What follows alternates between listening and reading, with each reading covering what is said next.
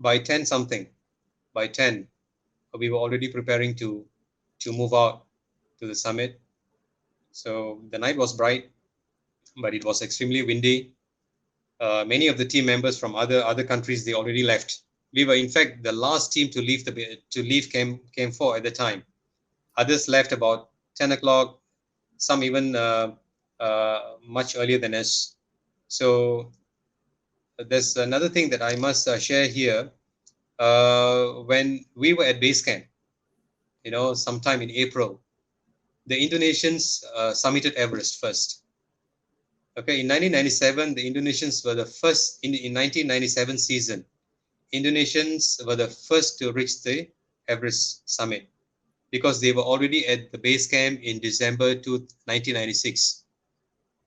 Right, so they were there in December and they have fully acclimatized by the time the rest of the team reached base camp.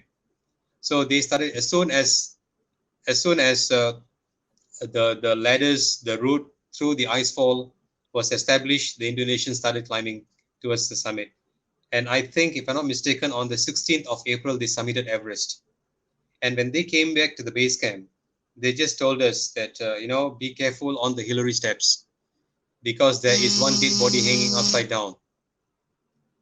Right. Right? So when they said this, we immediately had a meeting and we assigned 3 Sherpas, 3 climbing Sherpas to move at least an hour ahead of us from Camp 4 to cut the body loose from the Hillary Right. steps. Right. But before our Sherpas could do that, the other team members from other countries, uh, the team led by Guy Cotter from New Zealand, and the other team members, they found the body first, and they checked the body and they cut the body loose into the ravine. So by the time our Sherpa went to the Hillary steps, the body was no longer there. So they continued climbing and waited for us on the summit. So 3 Sherpas. So we had 7 Sherpas with us, 7 high altitude Sherpas with us that morning. 3 left earlier, so there were 4 with us. And as we were leaving Camp 4, Mohan had some issue with his oxygen hose. Right. Okay, had some issue, so we had to spend a little bit more time to fix it back so that he can just use it because breathing apparatus are extremely important and we don't have spare. If it doesn't work, we are not climbing. Right. Yes. So luckily we managed to fix that and we started climbing. It was a very slow climb, extremely slow. It was like slow motion. The final stretch from Camp 4 to the summit is only about 800 meters in height. In Very height, it's close. about 800 meters because the summit is 8,848. Camp 4 is about 7,900 plus. So Right. there's 800 odd meters, to cover, and it took us almost 12 hours, 12 and a half hours Wow. Wow. to complete that section of the mountain. Uh, it was the hardest part of the climb. Hardest because we had to spend so many hours, in an highly exposed area. The movement was extremely slow. Uh, of course, we had oxygen with us, but the oxygen, it did not make us feel sea level. You know, it only it helped us to be conscious of what's happening around us. Without the presence of the oxygen, probably we would be hallucinating. But with the presence of oxygen, we know what was happening around. We know what are the things that we need to do, how to tackle the terrain. So the movement was extremely slow, and every time when I pause to breathe, I'll turn back to see if Mohan is inside. All right. So it was eventually when we started, it was dark. So we could only identify there's another climber at the back, with their head torch, Right. and about 100 meters after we started climbing. about 100 meters or so after we started climbing, I was already ahead of all the three of them, and we all had our walkie-talkie on the front pocket, of Right. our suit. We Right. all a walkie-talkie each, so we could hear whatever they speak. The team speaks, or what all we could hear all the communication that was taking place. So I could hear Fauzan calling the base camp, and informing them that he could no longer climb Oh because no. of some health issues. Right. And so that's when I just pulled out the radio and told him that Fauzan, we are not very far away from you. We are just I could see your head torch. You're not very far from here. Just take a break.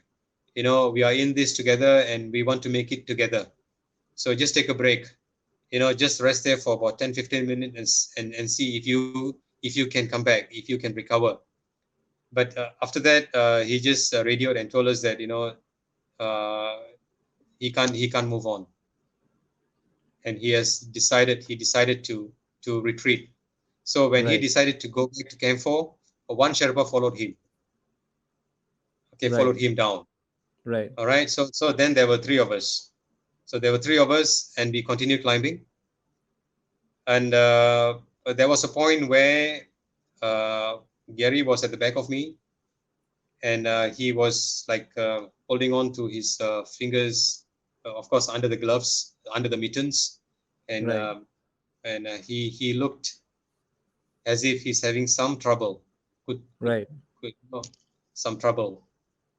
So I asked him what's happening. So he told me that I'm fine. I'm fine. You just go ahead. You just go ahead.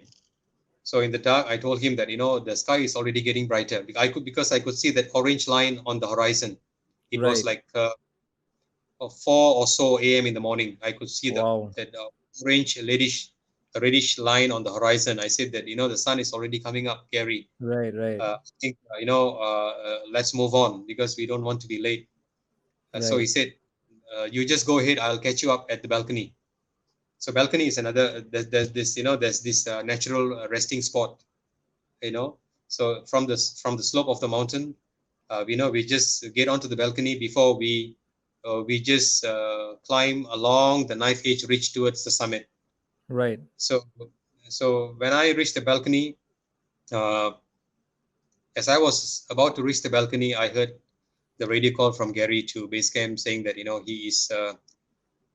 has decided to turn back. Said that So he has. close and yet. So he was like probably about 450 meters, 500 meters below the summit. Right. So he said that he's turning back because he could not feel his fingers. Oh no. Feel his fingers.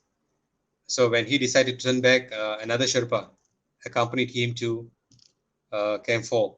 So Right. now just Mohan and me and the other two Sherpas. Right. So we rested for a while at the balcony, and I started moving up towards South Summit before taking another break and before changing to a new bottle of oxygen. So as I was climbing, the sun was up. It was bright and nice.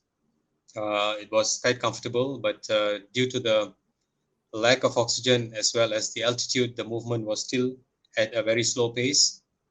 So we kept on climbing, and every time when I'm, just stopping, pause for a while to take a breather, I'll turn back to see if Mohan is at the back, and I'll wait for a few seconds just to see if his head just pops out of the jagged ridge, because the terrain is a bit jagged, so sometimes you can't really see the person at the back.